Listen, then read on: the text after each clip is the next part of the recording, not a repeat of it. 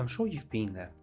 The robot cell, which is critical to your manufacturing line, has been up and running for several months, when something goes wrong. A crash has occurred and suddenly the line is down.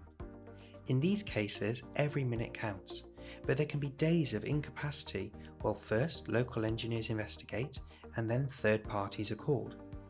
However, by fitting the cell with RCS calibrated probe and tool setter technology, if something does go wrong, a single push button recovery routine can be carried out by an operator, resetting the cell and getting manufacturing going again without the need for engineering support. This can be set up with a dedicated probe connected to the robot in the cell.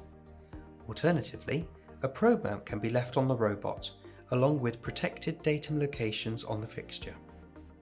As a cell recovery activity is required, datum balls can be added to their mount locations and a probe attached to the robot. The recovery activity can then be carried out using a pre-recorded macro. If several robots need to be recovered in the same cell, the probe can be moved to each probe holder on each robot in turn. This process will bring the cell back to its previous baseline state after a crash has occurred. Equally, this process can be run periodically as part of a preventative maintenance to reset a cell to its baseline, reducing the possibility of a crash or collision.